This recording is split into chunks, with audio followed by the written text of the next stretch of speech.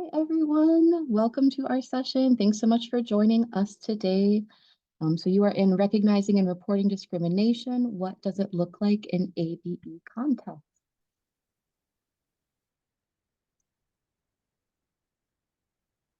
So we have a couple of community guidelines here. They're not too intense. This isn't going to be a full presentation that goes into every definition or every anti-racist effort. But we've gathered a lot of great resources to share with you, and we're hoping to learn from you too, and come together and collaborate. So we are ABE practitioners. We're working in the field with you. We're not experts in this particular field. These conversations, when we go into conversations about discrimination and inequality, they can feel uncomfortable. So just take care of your needs as best you can as they arise. But if you are a person who's in a position to make decisions, a position of power, we invite you to try to sit with that discomfort. And please keep comments general, especially when they contain sensitive information about other folks. We'll have some Padlets and opportunities to share out, but we want to protect everyone here too.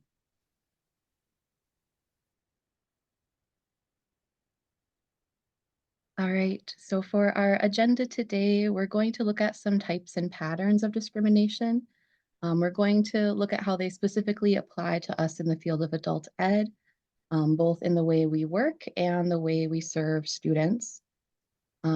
We're going to look at some of the options for how we can report discrimination and the rules and regulations and things to know around those.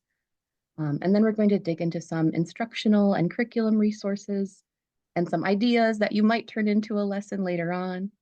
And then we'll have about a 10-15 minute Q&A with Brad where everyone can share their needs and ask questions and keep this topic going. Yeah, and as JennaRose is saying, we were doing our best to kind of put together the resources that would be most applicable to ABE. A lot of what's out there is really general for everyone working in Minnesota. So we're trying to sort of make sure it's industry specific, but we'll rely on you for some help with some of the concerns that come up at our sites and in our roles. So hello. My name is Erin Cary. My pronouns are she and her, and my email is here, both my personal Gmail, which you can use to reach out to me, or the Gmail for IMABE. We're both here representing IMABE group, which belongs to everyone in this session. Yeah, my name is JennaRose, or I also go by JR. Either one is comfy, and my pronouns are they, them. I've got my emails for you there too. Feel free to raise your hand or unmute or whatever you prefer if you have examples or nuances to share as we go through these slides. And we'll both try to monitor the chat and make sure that we include your contributions. So we're starting with identifying types of discrimination. Some of this may be not terribly groundbreaking, a little bit, familiar, but we just wanted to kind of lay some groundwork and share. And please do feel free to add specifics or things that we have not included on the slides. So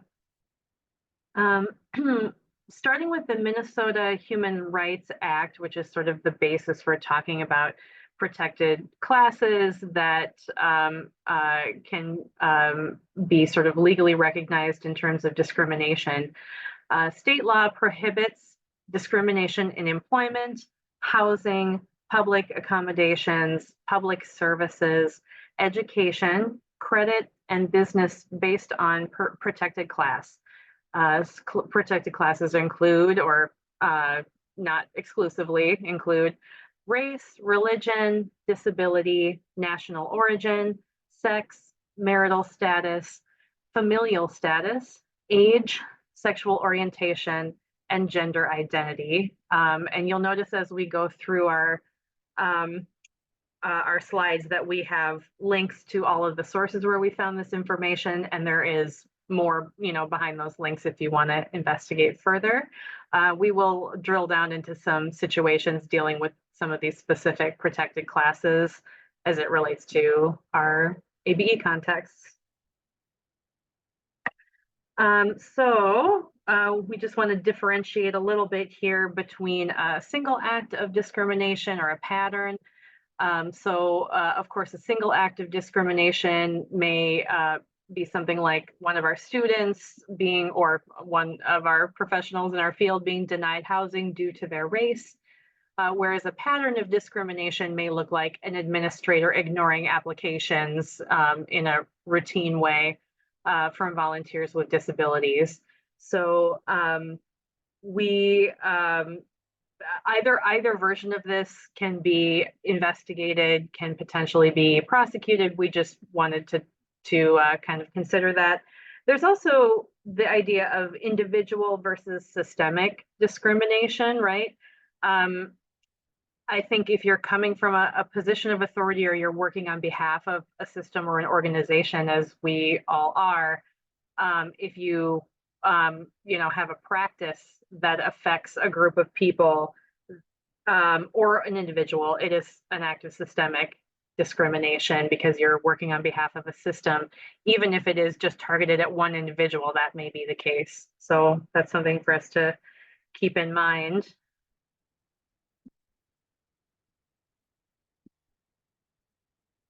So something that some of us may already know, some of this was sort of new to me, but there's a little bit of a distinction when employers are hiring under the Federal Immigration Reform and Control Act. It's illegal for employers to discriminate based on a person's citizenship or immigration status during hiring, firing, recruitment, or referral for a fee. So they may have requirements about a person's status, but they're not allowed to ask for it during the application and hiring process.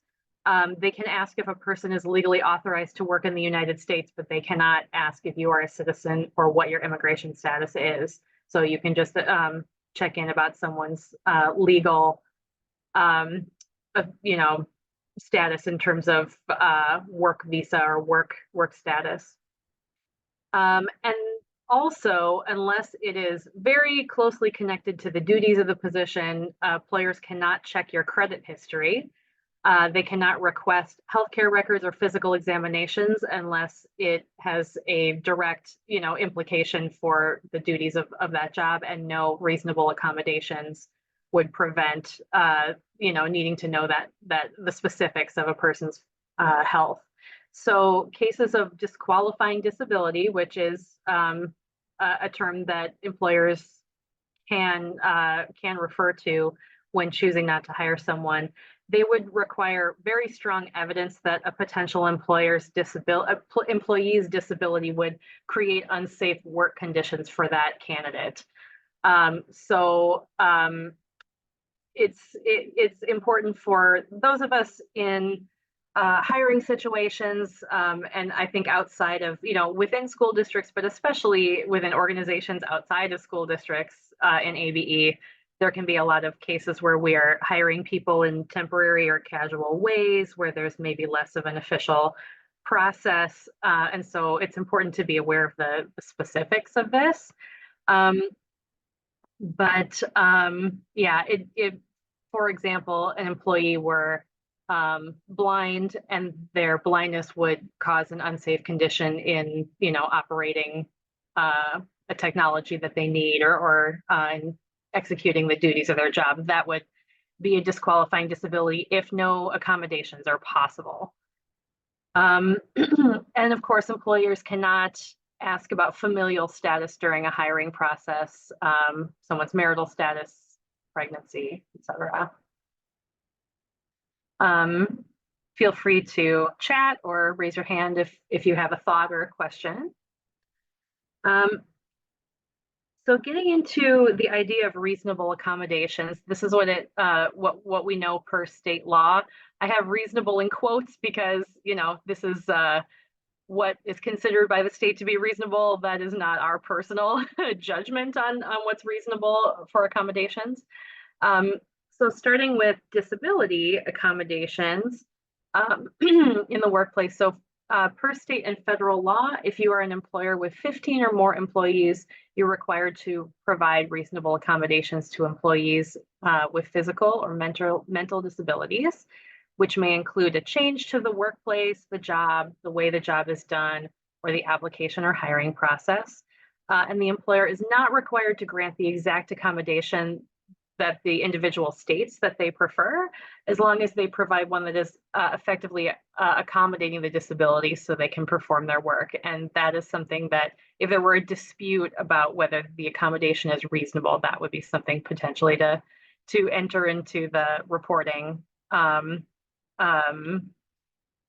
process that we'll talk about shortly. So some examples of a reasonable accommodation for disability: hiring a sign language interpreter to interpret for an applicant during the job interview, granting regularly scheduled breaks during the workday for an employee with diabetes so they can eat properly and monitor their blood sugar and insulin, allowing an employee's service animal into the workplace, or allowing an employee with anxiety to change their hours to evenings and weekends when the office is quieter. These are not required accommodations as much as examples of a reasonable accommodation that may work within the context of a workplace. We know that some sites treat these disabilities as more optional, so it is worth being aware of the legal language around it. Reasonable accommodations around religion in the workplace. There is an expectation legally to reasonably accommodate religious beliefs or practices of an employee, unless doing so would impose an undue hardship. And that is something to take up with the employer, the specifics of what qualifies as an undue hardship, like maybe building an addition onto the building so that you have a space to pray or something, which I think we can all agree is unlikely to, be an actual request of an employee. So holy days are a government employee may receive different holidays based on their religion, but they do specify that sometimes this time has to be taken without pay unless they use annual leave or work another day during that fiscal year. People may be accommodated to receive time off for prayer breaks unless it would cause an undue hardship. And employer and employee can work out the schedule to accommodate the prayer or religious practice. And then dress codes.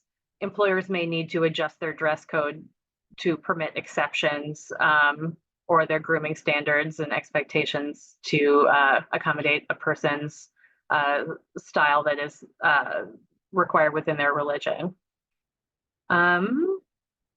Unless, of course, say it with me, it presents an undue hardship, whatever that may mean.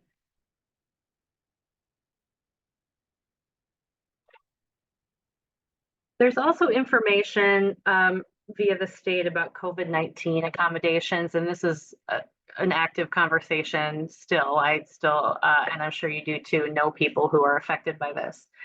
If an employee has a disability that affects their risk for contracting COVID or being harmed if they do, so if they have a pre-existing condition like diabetes, compromised immune system, pregnancy, or any number of other health concerns, they can request a reasonable accommodation from their employer. They need to describe the nature of the accommodation requested. Oh, I wonder why my slideshow stopped.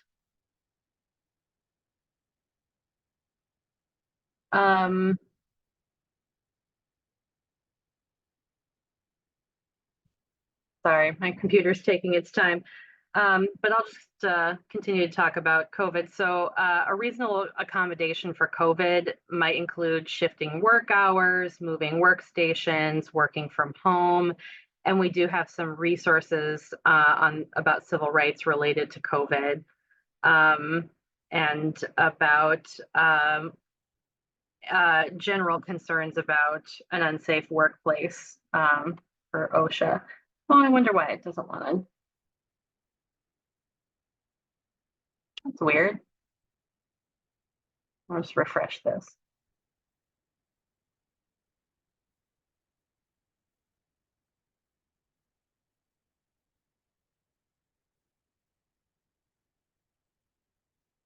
I wonder if because of the having a large session, well, our session's not crazy large. I don't know. JennaRose. JR, do you want to maybe work on pulling it up? Yeah. Or okay. Yeah, let me see. I've got it open here. So as they work on that, I'll just talk about requesting an accommodation.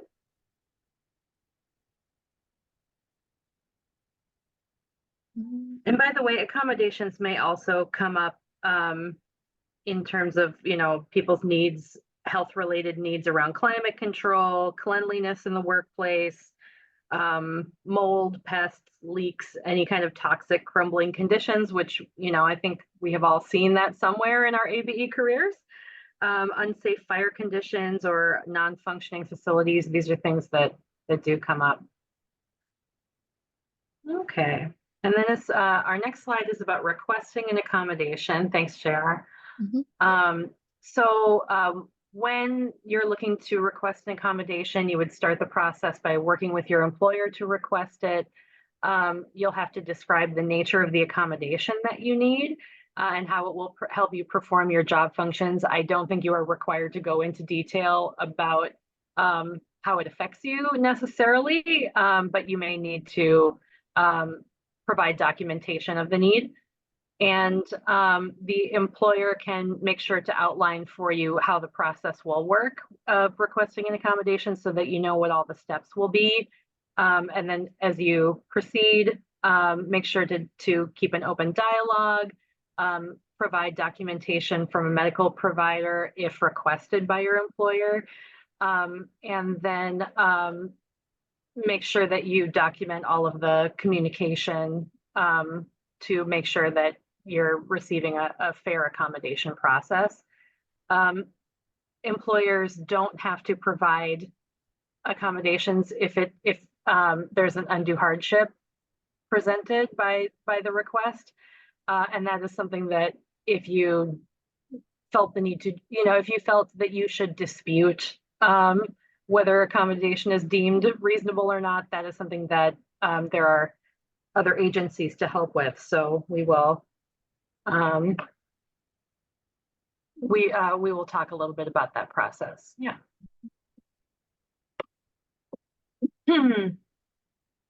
So considering barriers to participation in ABE programs, this is a little bit of a gear switch just because we're not talking about what may necessarily be considered legal acts of discrimination.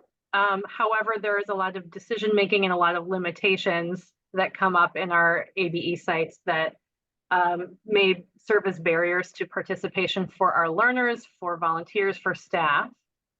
So we gave some examples. These came from our brains, and they do affect protected class groups. There may also be some more subtle discrimination happening in people's attitudes toward different populations, races, or other protected class groups, and start thinking maybe of additional groups or barriers that could be systemic or could affect different protected classes in our programs. So I'll walk through these. Programming decisions, for example, canceling low-level classes, right? This is a barrier for a group of learners with a certain need. Accessibility in terms of a lack of elevator or ramps. I've seen this many times in our field. a lack of prayer space for people who may need it, a lack of childcare. We see, it's very hard to accommodate this sometimes, but it is a great need. Bathrooms for all genders. This is sort of being retrofitted over time for programs that choose to, but there are limitations connected to it. Neurodivergence and mental health needs. So there may be need for sensory friendly or quiet spaces, which sometimes coincides with a prayer space as well. A lack of trauma-informed practices, of course, in our programs and classrooms, from recruitment to intake to programming decisions about what we offer to students, to in-class practices, to testing. I mean, there are all kinds of ways that we interact with our students and the community and their populations that could, there could be prejudicial or discriminatory decisions made that affect people. And I see some more ideas coming into the chat. So lack of transportation, absolutely. Classrooms not set up for movement with students in wheelchairs or walkers. And I think that's absolutely true. I think that is a huge problem. So even if students have a ramp or an elevator to get into the space, they may not be able to really operate or function or move around in that space. I think even for students who may, just for various, mental sensory reasons, whether they have, mobility issues or not, may need to get up and move around for class reasons or just for personal reasons. And there are many barriers. Automatic doors. Yes, excellent example. Yeah, I don't know many sites that have automatic doors. Good. Any other thoughts, barriers that may prevent people from participating freely in our programming?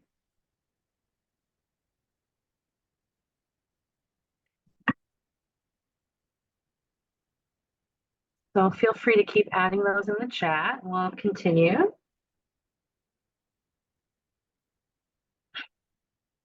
Okay. So go ahead, JennaRose. Oh, so sorry. I forgot I was running this thing. Yeah. And so we're about to drop a Padlet link in the chat. Oh, somebody mentioned a barrier language assistance, big time. What an excellent contribution. Yes. So we're about to go into a Padlet and give you a chance to answer questions 1 and 2 in the Padlet. So you'll see we have 4 questions in the Padlet that we'll do throughout the session here. The first one is we'll be answering questions 1 and 2. So what are examples of discrimination you've encountered in ABE context? This may be for teachers, staff, ABE professionals, volunteers, and learners. So we have one of our Padlet posts for 1 and 2 is about staff and volunteers, and the other is about learners. So feel free to jump into the Padlet. And these are anonymous also. Yeah, they are anonymous. So your whatever you share will not be traced back to you or connected to you. So the link is in the chat. Go ahead into the Padlet, and you may have to hit the plus button or add to the examples Open it up that on my others are screen sharing. here. So we're just looking at 1 and 2 right now in the Padlet.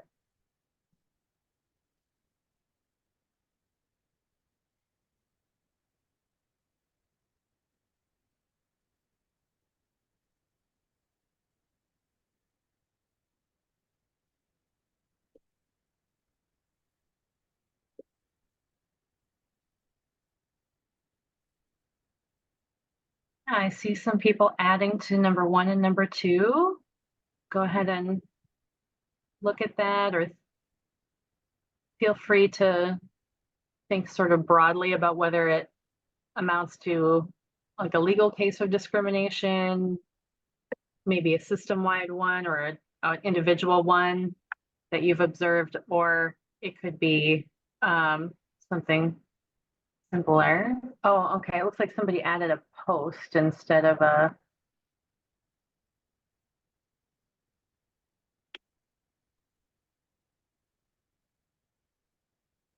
Yeah, there we go. Yeah, feel free to just add a comment to the thread.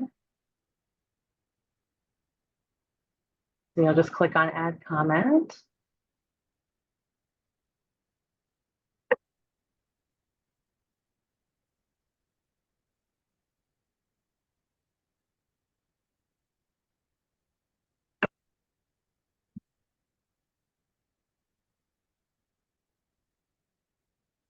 We'll give another minute or two for people to just type out their ideas, and then we'll share them out.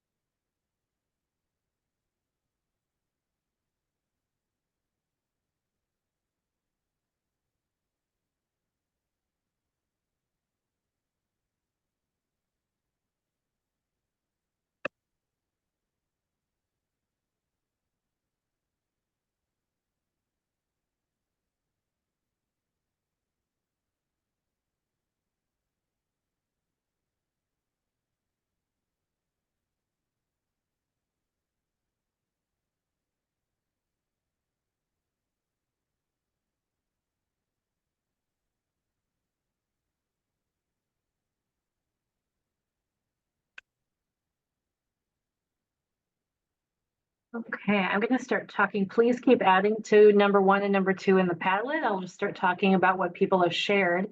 So examples of discrimination we have seen that affect ABE professionals or volunteers: discrediting overseas experience. Very interesting. Yeah, we have a lot of people who have taught abroad, but that is maybe not considered when they are, their pay rate within a district is being determined, or maybe even at a non-district organization in their hiring. Being able to secure a standing desk for work seems like a very reasonable accommodation. Lack of women in leadership roles. I've been talking about this for years. I've seen a lot of, in the district or the consortium level, a lot of women or non-men in teaching roles and support roles, but fewer in some of the higher paying leadership roles. Not having a space or being given time to express breast milk. I've heard a lot of educators talk about this. Not giving teachers credit for past teaching or teaching related experience. Yeah, so a little bit connected to the first comment there.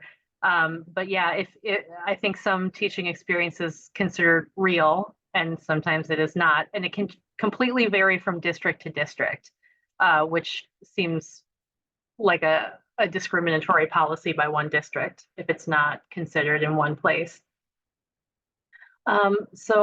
Examples of discrimination that we have observed that affect our learners: students being unable to be accompanied by an aide. Oh, how interesting. Okay, maybe there's not space being made. Learners not being allowed to be addressed by their pronouns. I would hate to see a program or a district have a policy around this. That is awful. Not having designated space or policies for prayer, right? Students are turned away, confused, and offended. Yeah, if they feel like there is not, people have not done the work of thinking ahead to designate space or to have a school or a classroom policy around prayer time. That is a big issue for students. Staff who make inappropriate comments regarding ABE students that are loud enough to hear. Oh, okay, this corrections is specified. Very interesting. Okay. Though individual teachers provide prayer space, etc., I wonder if it would be helpful to have a more designated space, right? Not just kind of a corner that is casually used, right, as a space. This way, all learners know it is available, not just those who are most comfortable advocating for it. Very good point. Doubting students' prior knowledge in their native language because they don't speak English. I think that is a clear prejudice that some of us may have. School calendars align with Christian holidays. Absolutely.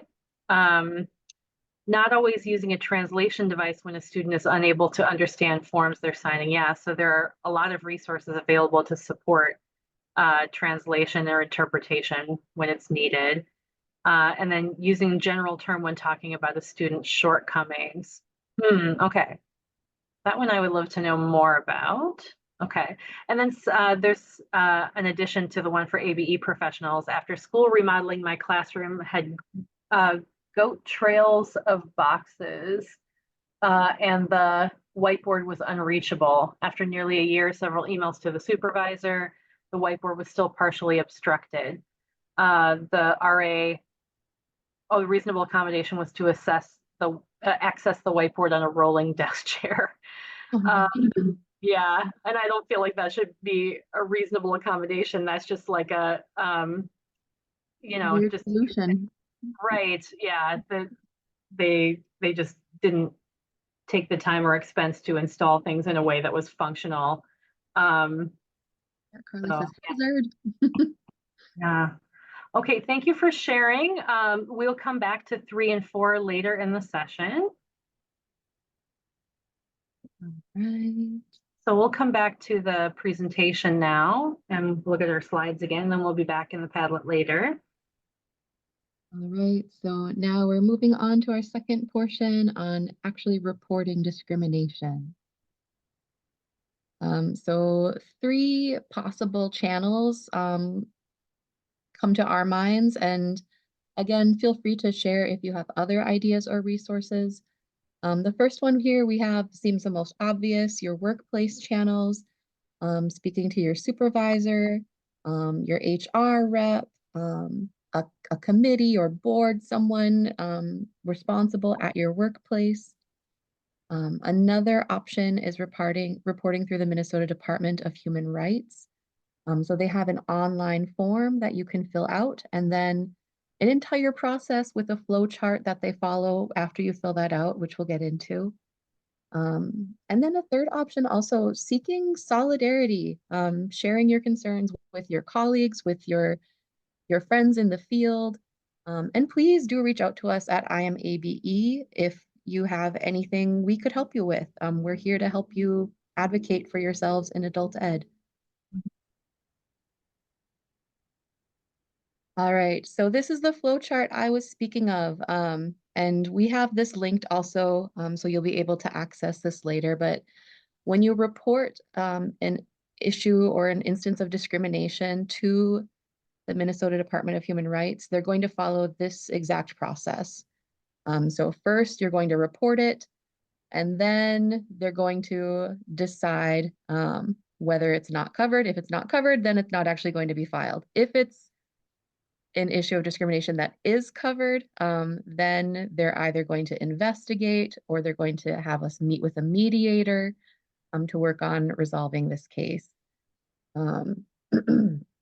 After that investigation, they're going to have a determination. So they're going to kind of give us the answer, what we got out of that investigation. From there, we're going into, was this a probable cause? And if so, if it is a probable cause, then we might have appeal. They might also close your case if they decide there was no probable cause. And it goes on. So we won't go through every single square here, but this is where you can find that flow chart if you decide to go through this process to report. And just to note, the respondent has 30 days to get back to the Department of Human Rights after you make the claim. So it should be fairly timely. If an investigation goes forward, the system, organization, individual that you've filed this inquiry about, they need to respond within 30 days. It's also very commonplace. We had some communication with the Minnesota Department of Human Rights, and they told us it's very common if you've experienced discrimination to report it in more than one channel. So it is perfectly acceptable if you report it within your workplace channels to also file an inquiry at the same time. You don't have to wait and see how it resolves within your workplace. You're welcome to immediately also file with the Minnesota Department of Human Rights. Right, and our advice would be not to wait because, and we'll have this later in the presentation also, but when you file with the Minnesota Department of Human Rights, it must be within 1 year of that incident. So if you go to your supervisor and say, hey, this person is being discriminatory about prayer space, and you wait for them to get through their meetings and a year goes by, you won't be able to report it now to the Department of Human Rights. They did also let us know, or we did come across the information that if you're thinking about also filing with the Equal Employment Opportunity Commission, if they are investigating your claim, they will also cross-file with the EEOC. So if you're in a process with the Department of Human Rights, they will cross-file with the EEOC.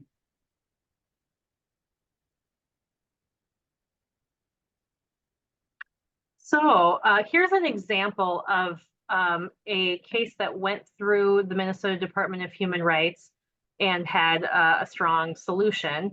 In 2017, they found that schools across the state were suspending and expelling Black students 8 times more than white students. This is obviously in a K-12 setting.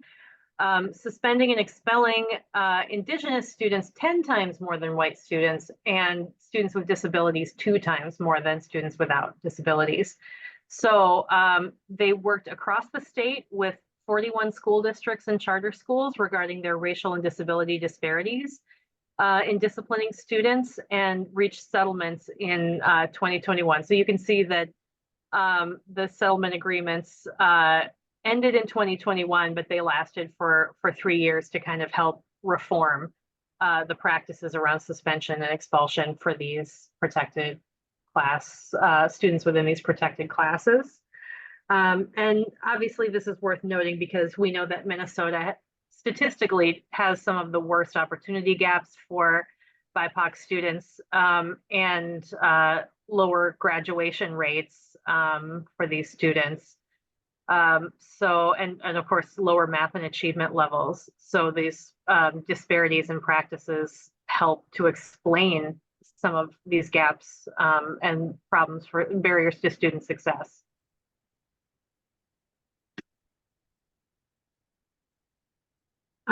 So a few things to know about the process that we just laid out with the Minnesota Department of Human Rights. As JR said, reports have to be filed within a year from the date of discrimination. If it's been an ongoing discriminatory practice, then maybe just a point of documentation. And then you would not need to be represented by an attorney in order to file this report.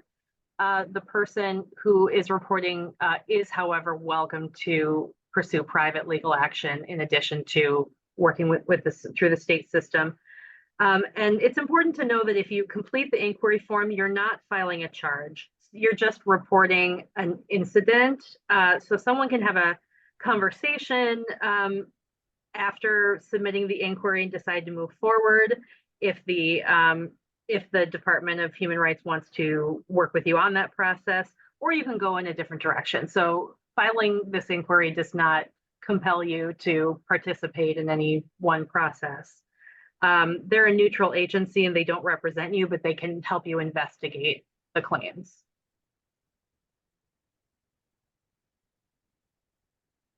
Just a few reminders about reporting discrimination. So as we said, it's okay to report it twice or in multiple different channels. It doesn't hurt to report both within your site and to the Minnesota Department of Human Rights, or to approach them. If you report within your own site and you fear retaliation within your workplace for doing so, make sure to document all the details of the discrimination case with as many dates, specifics, documents that you possibly can, and all the developments that follow once you have made your reports. And again, we want to emphasize that organizing is also an option to respond to discrimination. So feel free to reach out to IMABE if you have concerns. And again, you're not compelled to do any one thing or to reveal your identity even in the situation. IMABE has pretty extensive experience doing this kind of work and organizing behind the scenes, and people may not know because it's been very anonymous. So if you're dissatisfied with some of the traditional channels for addressing discrimination concerns or any other workplace concerns, professional concerns that you have, please do approach us and we can just talk about it with you, talk about options, and come up with some more innovative solutions potentially. All right, so next we're going to dig into some resources that we can use to support our learners. And I just found this stat. So 37% of immigrants in Minnesota indicate that they've faced discrimination, racial or ethnic discrimination, when they're applying for jobs, compared to 13% of adults who aren't immigrants or children of immigrant parents. So that's just from APM Research Lab. There's a number of resources we'll share here, and this is a bit of a title slide, so we're going to go into a couple of different things. One is on the MDHR website. There's some great resources, including this discrimination helpline.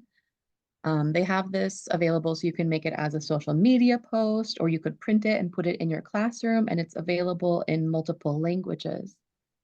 Let's see, that one, it was available in which languages? I think it was Somali, Spanish, and Hmong. Then there's also some multilingual fact sheets on things like hair discrimination. There's some great civil rights fact sheets that we'll show you here on the next slide too. We're going to go into some curriculum topics and also some things, some videos and news stories that we think might make good classroom topics for people to turn into a lesson. So here we have those fact sheets. This is the one for hair discrimination, and this is the Human Rights Act. So these, again, available in multiple languages, would be great resources, I think, to bring into a classroom and share with students, to read over with them.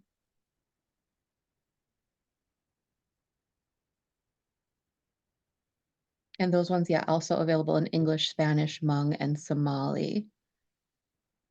So next, we want to hear from you. What curriculum or teaching resources are you aware of that cover this topic of discrimination? We'll have some ideas to share with you, but we don't know everything about every curriculum and resource out there. So we'd really love to hear any ideas, anything you've tried in your class, any lessons you've heard about, anything that you think might be a great resource to bring into your class to help teach this topic to your students. So we'll go back into that Padlet and look at number 3.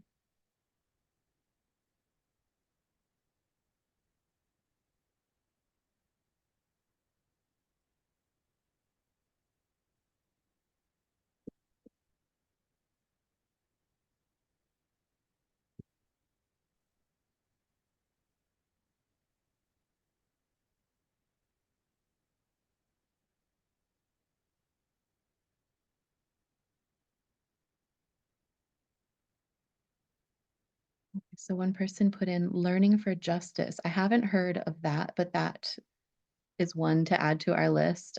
We're hoping to kind of collect resources from you all too and compile what we've gathered with what you add, to make a better list.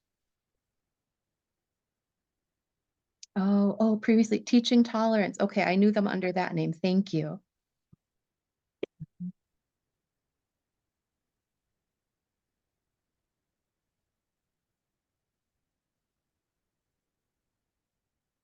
So that's me. I just added the link to Learning for Justice.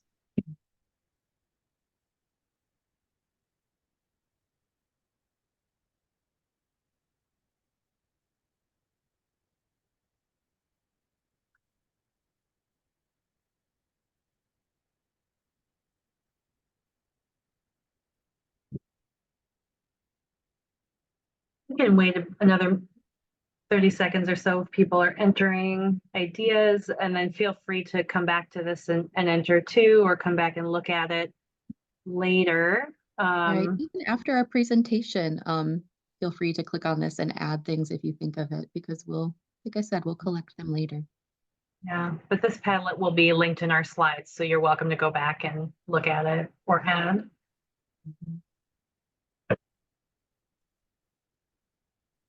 Okay. Well, maybe we'll come back to our session. Oh yeah, we had one more person say they had good. students listen to Radiolab's podcast episode Yellow Rain. Oh yeah, the one about, is that the one about the Agent Orange affecting the Hmong in the jungles in Laos? It has Kalkalia Yang, I think. Yeah, that's a really good one. Yeah, I wonder if they have educational materials connected to it or if anyone's made and shared something. Right, and another person, yeah, equity, inclusion, and diversity. Netflix movie 13. Oh yeah, 13th. Right, thanks for sharing all. Yeah, and feel free to keep adding. Okay, So, so we're coming back to our Zoom session here, looking at the slides again. So one curriculum example we wanted to share, there are lessons within the IMABE curriculum, and they're on the IMABE website, which is linked here on the slide. So these lessons are for beginners, intermediate, and advanced GED levels.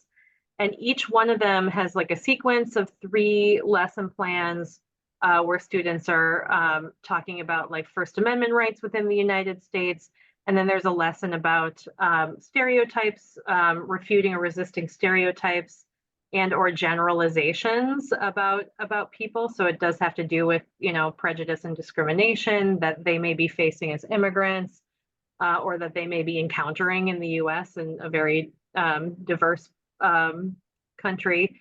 And so there's a beginner lesson. You can see an example of an activity. This is just part of the sequence. It's a really beautiful lesson where you kind of fold over these pictures and you show, or you project the first part and say, what do you think? You know, what are your guesses about what people may say about this woman? And then you show the second part and it gives more context to the picture and then maybe a fact that people might not expect from the first picture. So this woman is a first Somali police officer in St. Paul. In the intermediate lesson, you can see an activity. This is just one part of the lesson where students are responding with I am statements, what surprises people about you. So they do like a quick write brainstorm and then write 3 different sentences, ways that people are surprised, things people are surprised to learn about you and why. And then there's a activity shown that's just one part of the wonderful advanced and GED level lesson where people have to distinguish between, the students distinguish between facts or generalizations, and then have a conversation about how do you know it's a fact? How do you know it's a generalization? And maybe a next step for IMABE would be to create a lesson plans on discrimination. So talking about what are the protected classes, how can you recognize and report discrimination? I wish we had time to prepare that before this session and share it with you, but yeah, maybe that's the next step. maybe next year. Yeah.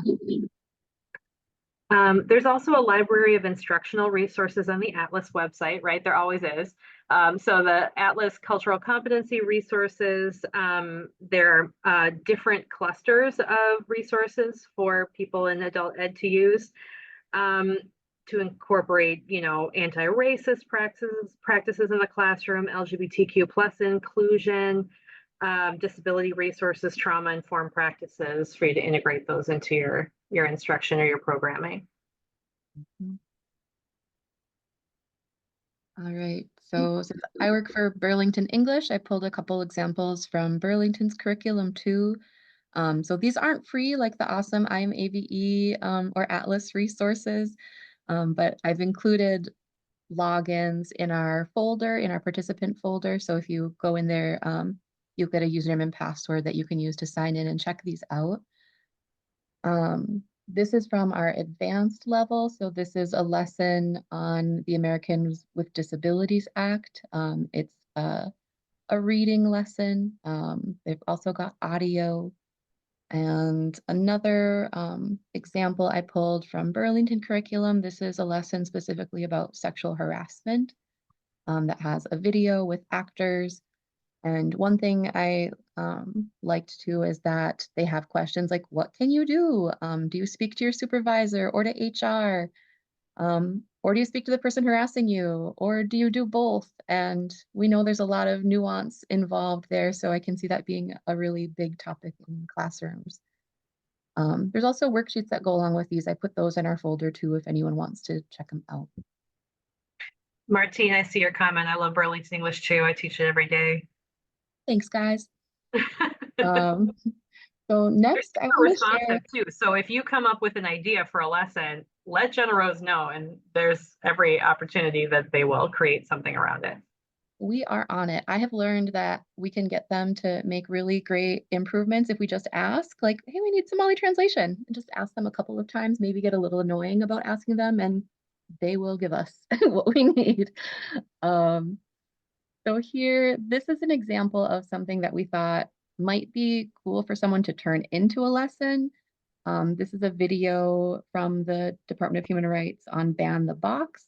It's a 7-minute video, and they have one video from like an employee side and one from an employer side talking about Ban the Box. Looking at time, I'm thinking maybe we shouldn't play the video. How do you think, Erin? Yeah, I think that's okay, but it is cool because they have the perspective, an interview with this guy talking about his own experience as an applicant, things that were barriers for him as a person with a felony record, and how he was able to then work, through Ban the Box, which um, works with employers to kind of think outside of traditional practices around not hiring people with criminal records. Then he was able to get into a really lucrative, satisfying career. So his experience is there to share with students, and then the perspective from employers is there as well.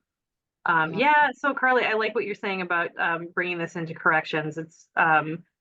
It's important for students to know that there is advocacy for them out there, and there are people who want to see a pathway cleared for them, free of discrimination. Yeah, and also I wanted to point out that these have captions and transcripts along with them. So as you're thinking about maybe teaching something like this video in your class, know that you can play and pause, you can use the captions, you can print out those transcripts and use it as a reading activity. And our next slide. Oh, there was a question, JennaRose, what Oh, level of Burlington English was the resource you showed before? It's the advanced level now. yeah, the Americans with Disabilities Act was in advanced, and then the one on sexual harassment was in low intermediate. Oh, Mhm. Yeah. So yeah, both in different areas. And then so a great question about lesson plans for lower level students. So the first IMABE level one is definitely for lower level students. There is not a lot of complex text or anything. You can see there's a lot done with pictures and with speaking about ideas. So I recommend checking that out. It's a really nice lesson designed by colleagues of ours here in Minnesota. yeah, and yeah, let us know what other needs you see around curriculum. Just like we can ask Burlington to make something, we can ask IMABE. They're also great at putting things together. Um, so another section here, this is a PBS video, specifically about policing in Minneapolis. So it goes into the George Floyd case, the income gaps and other discriminatory housing practices, lots that you could cover with your students here. These also have captions and transcripts that you can use to turn this into a bit more of a lesson. So just thinking about this topic and about Ban the Box, do you have any thoughts about how you would teach that, how you would make it appropriate for your level? You can enter in the chat, or you can unmute yourself and share.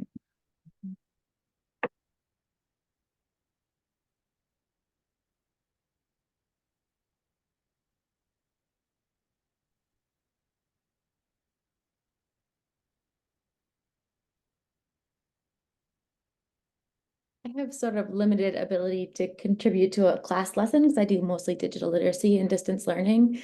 But I do get a lot of students who, when they're on a wait list and are looking for resources, one of the things I always like, we give them a platform, but then we also say like, watch movies, like watch TV, do all these things. And I think giving resources that not only help with their language development, but also that give them a little bit of context about like, the history of Minnesota and in the United States and the discrimination that continues because of that history could be helpful. Yeah, I think that's an excellent point. I think when you come to a very diverse place, some people are coming from countries or national backgrounds that are not especially diverse. And so all of the multicultural issues or, different populations coming together, like we have, and then of course we have this long history of this type of conflict, like you need context to understand all of the complex issues that we have around these discrimination topics in the US. And of course, some of them are more universal, but Yeah, for sure. yeah, thanks, Ellen. Right. Okay. We can move us on. So next we have a conversation. Our state ABE director, Brad Haskamp, is here with us today. And we just wanted to have a conversation with him on this topic. We want you to start thinking about your questions for Brad in terms of what constitutes discrimination, what are practices that could help repair some of these issues, what are systemic things that you've noticed, and maybe building a little bit of comfort around the reporting process or what that could look like. So I'll toss out a question to start. Brad, do you have ideas in mind about like ABE, in your many years in ABE, instances of discrimination that you've come across maybe once or repeatedly? Yeah, thank you, Erin. Thank you, Erin and JR, for this conversation, this important conversation. So since I've been at the Minnesota Department of Education, I have had learners, I've had staff, and I've had volunteers report issues of discrimination to our office. Unfortunately, we don't have the authority or the capacity to investigate all of those claims in an official capacity. However, we do listen. Our office is we want to listen, we want to hear and really see the people that are reporting to us. It's taking a lot of bravery to come to our office and report the issues that they've seen or report their experiences. Every person in our field, whether they're a learner, a staff person, a volunteer, or someone just coming in the door for the first time for whatever reason, they deserve to be authentically seen. They deserve to be respected and valued. They deserve to be truly included. And so it's really important to hear people and hear their experiences, what happened. I've had some of the experiences that I've heard are students that feel that they were racially discriminated against within the classroom because of the lesson or because of something that the teacher said or something that another student said and was not properly addressed in a way that felt respectful. Another issue that has been reported to our office a couple of different times are people being discriminated against because of their gender or sexual gender identity or sexual orientation, that they did not feel that they were respected or that they were allowed to be their authentic selves in that classroom or educational space. And then we've also had folks that have had fear. We've had learners report to us that they've had fear because of their immigration status, and they're not necessarily being discriminated against in the educational sphere, but it might be other entities that they're encountering at that point, or institutions that they're encountering where they feel discrimination.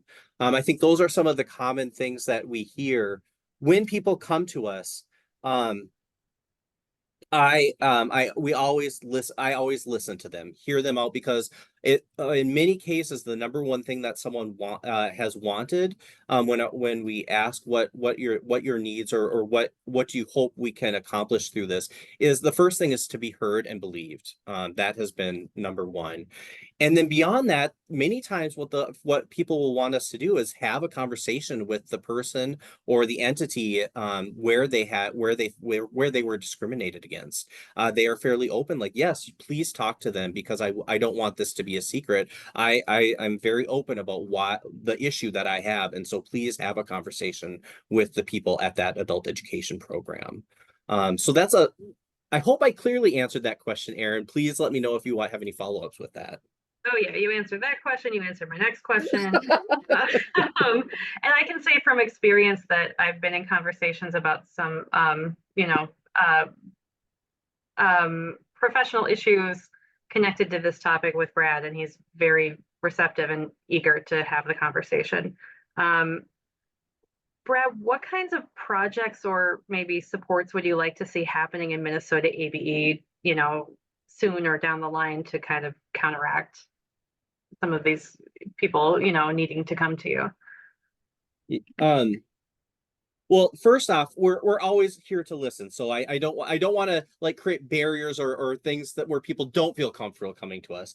And at the same time, I love this idea of supports so that we can really build a culture of inclusion. Adult education exists because of inequity. Adult education exists because other systems, our traditional systems, are not able to support everybody or truly serve everybody in a reasonable way. And so our system exists and needs to be at the forefront in many ways of equity, of real inclusion. And we really need to think about who we are and how we represent the people that are being served in our communities. And with that, some supports I'd love to see. For the last couple of years, there's been a supplemental service grant regarding racial equity in adult education. And that's been one great action. And we hope that that continues, that there's a need to continue that because that's only one step right there to really help dig deep. Like, let's develop like a real community of practice to talk about the racial equity issues in our system. What are we doing well? Where are we not doing well? And how can we do better? And really spend some time digging into that, not just in a one-time session, but let's actually build this into a long-term effort.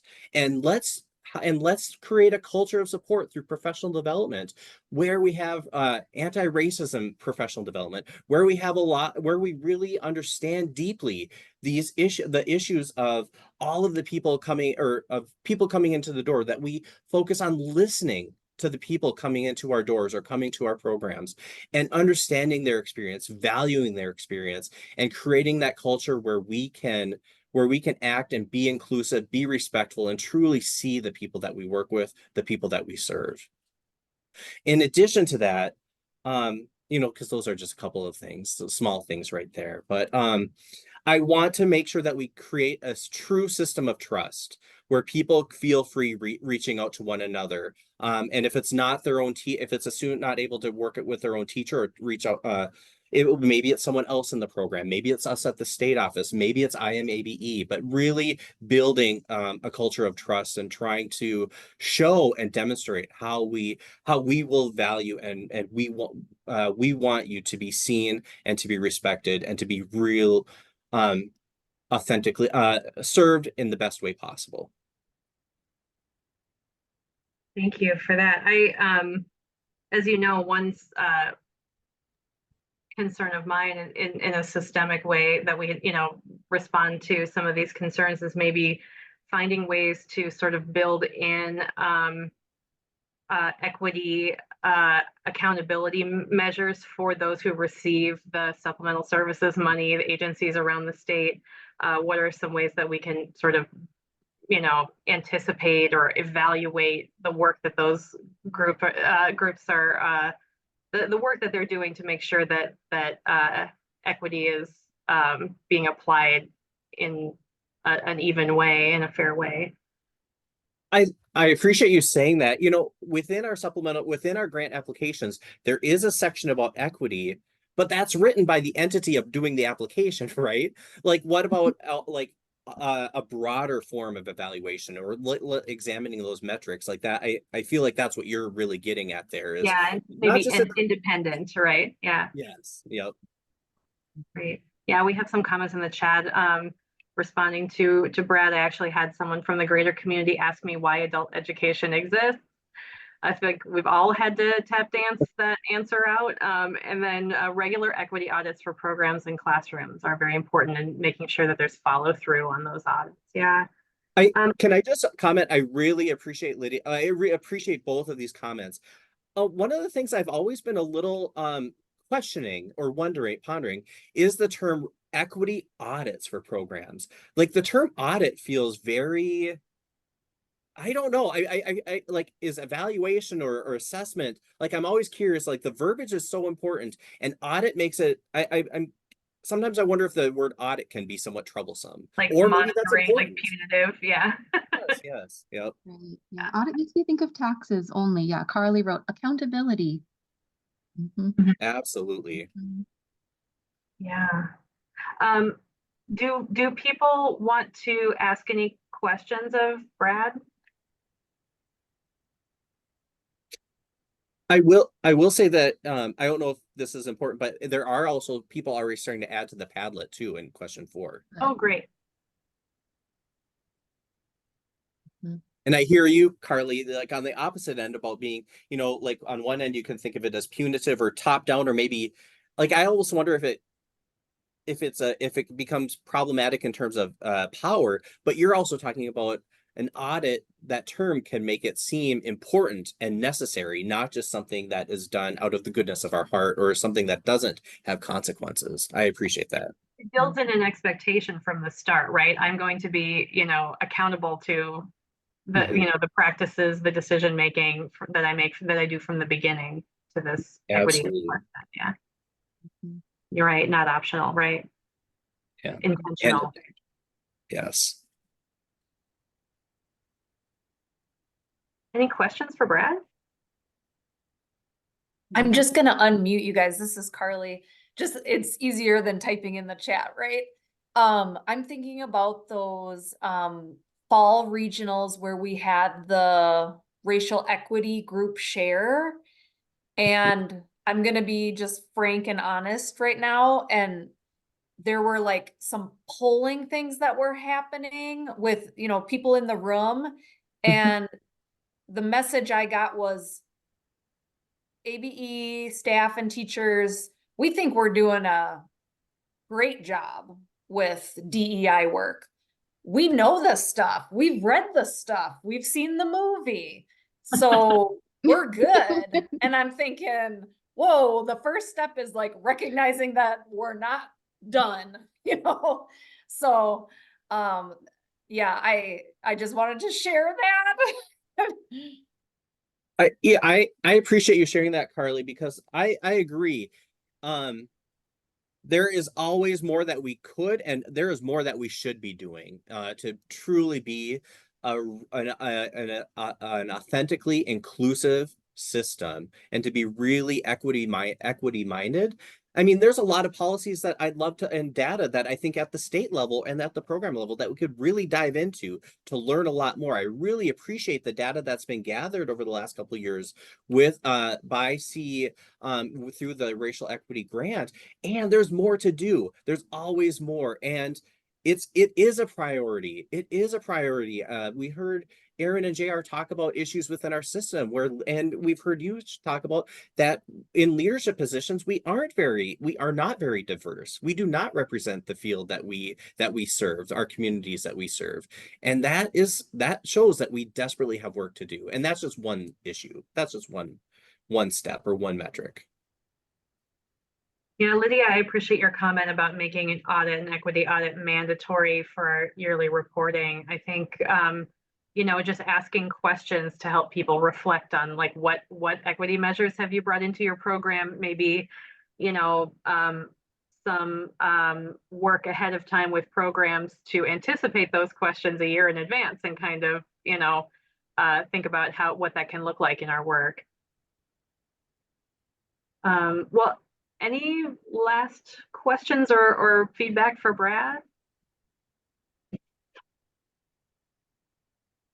Now, just to note, while people are maybe typing or thinking about clicking to raise their hand, this is not your last opportunity. Of course, we are always here to listen, and you can reach out to us even beyond this session. And can I also just say thank you, JR, thank you, Erin, for leading this session today, for prioritizing this topic. I really respect IMABE's leadership in our field in many ways, and this is just one of them. So thank you. I really appreciate the work that is being done to really make our system inclusive. And I really thank you for your work.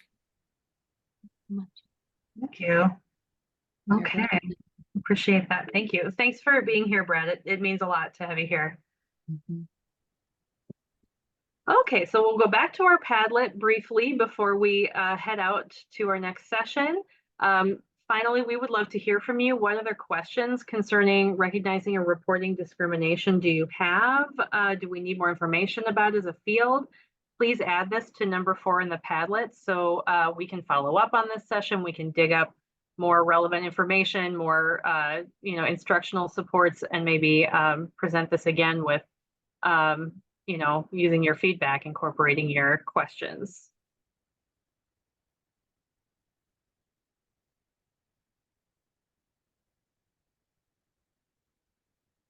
Oh. And someone sharing too about links DEI courses in the chat.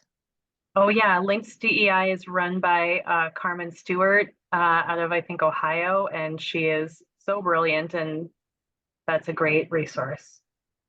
Resources on how to complete an equity audit. Great idea. Yeah. Yeah. Please do add these in the Padlet if you want to follow the link in the chat. Adding to number 4.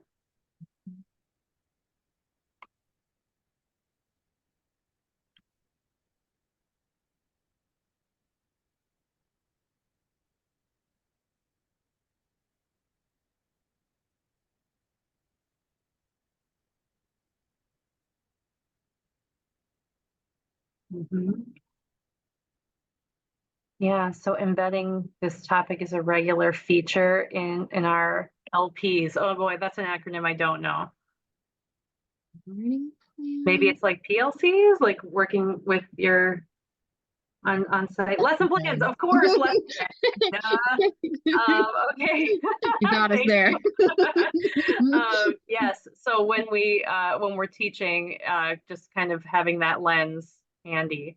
Oh, thank you for adding the link to the links community for DEI. They have regular like live events. They're free that you can come to and hear guest speakers on different topics. Hear about resources that can be used in the classroom. I think many people don't understand when they're facing discrimination and how to advocate for themselves. This is especially true for immigrants and people who have limited access to information. Yeah, I would love to find the existing resources for myself, colleagues, and students. Yeah, excellent. Yeah, I think sometimes trainings we get on this topic from our districts or our organizations can be very boilerplate and maybe not applied. So, thinking about examples or what this looks like in the real world. Yeah, a checklist. Okay, so maybe like an equity related checklist for sites to kind of consider. And I mean, you would almost need one for every single aspect of your work, for hiring, for onboarding, for professional development, for check-ins with your supervisor, for your evaluation and observations. There's a lot that would need a checklist. Well, Right. please do Along those keep lines, adding. Yeah. yeah, Sorry. I've worked with a consultant who recommended using like an equity lens or equity framework. And you can Google and find some of those online, but some people have made some really great ones. And that equity lens usually looks like several guiding questions that you ask yourself when you're undertaking a new initiative at work, when you're reviewing something for change, questions that ask like, who is not being included in this decision, to really help you think through those processes in a different way. And I know they're being modest, but I know JennaRose has helped develop stuff like that in the past and very successfully. Okay, so we're short on time, but please do keep adding to the Padlet and come back and take a look at it. We've shared resources here that are mentioned throughout the session and additional resources, so come check that out. Thank you so much for your time. Reach out to us as ABE folks or colleagues as you would for whatever needs that you have. And thank you so much for spending your time with us today. Great. Thanks so much, everyone, for joining.